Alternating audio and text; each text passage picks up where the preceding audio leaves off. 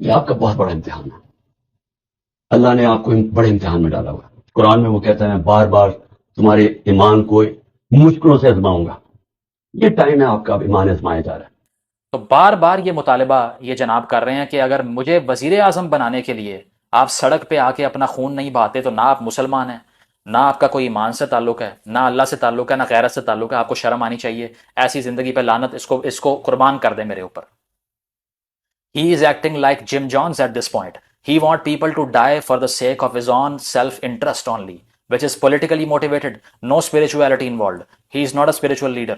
وہ آپ کو یہ بتا رہے ہیں کہ میں کوئی مذہبی رہنما بن گیا ہوں اور میں حق کے ساتھ کھڑا ہوں، اور اللہ نے یہ حکم دیا ہے کہ جو میری کاز کے لیے کھڑا ہو جائے گا وہ دراصل آزادی چاہتا ہے، اور جو میرے خلاف ہے وہ تو غلامی کی زندگی میں بغیرتی کے ساتھ رہ رہا ہے. جب خان صاحب سے سوال ہوتا ہے کہ آپ کے اپنے بچے کیوں یہاں پر نہیں آتے، تو اس کا جواب دیتے ہیں کہ یہاں پہ حالات بڑے خراب ہیں.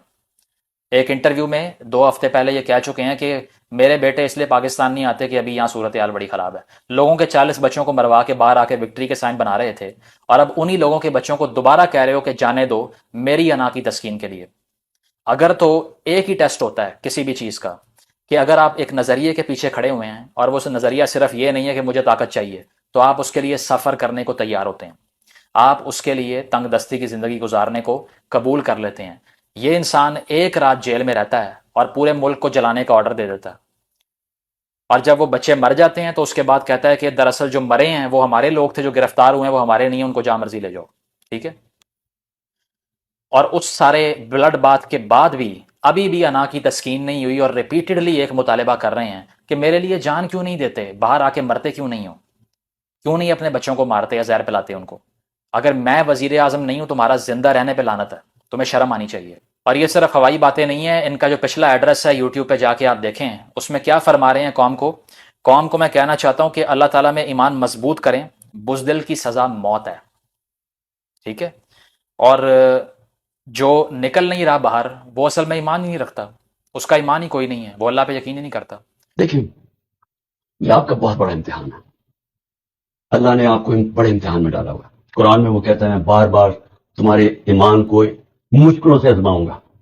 یہ ٹائم ہے آپ کا، اب ایمان آزمایا جا رہا ہے. تو بار بار یہ مطالبہ یہ جناب کر رہے ہیں کہ اگر مجھے وزیر اعظم بنانے کے لیے آپ سڑک پہ آ کے اپنا خون نہیں بہاتے تو نہ آپ مسلمان ہیں، نہ آپ کا کوئی ایمان سے تعلق ہے، نہ اللہ سے تعلق ہے، نہ غیرت سے تعلق ہے. آپ کو شرم آنی چاہیے. ایسی زندگی پہ لعنت، اس کو قربان کر دیں میرے اوپر. He is acting like Jim Jones at this point. He wants people to die for the sake of his own self-interest only, which is politically motivated. No spirituality involved. He is not a spiritual leader.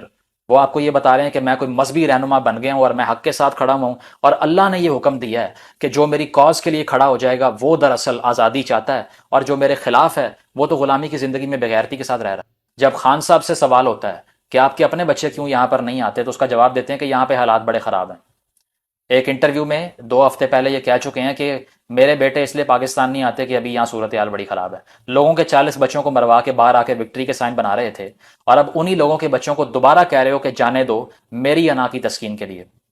اگر تو ایک ہی test ہوتا ہے کسی بھی چیز کا کہ اگر آپ ایک نظریے کے پیچھے کھڑے ہوئے ہیں اور وہ نظریہ صرف یہ نہیں ہے کہ مجھے طاقت چاہیے، تو آپ اس کے لیے سفر کرنے کو تیار ہوتے ہیں، آپ اس کے لیے تنگ دستی کی زندگی گزارنے کو قبول کر لیتے ہیں.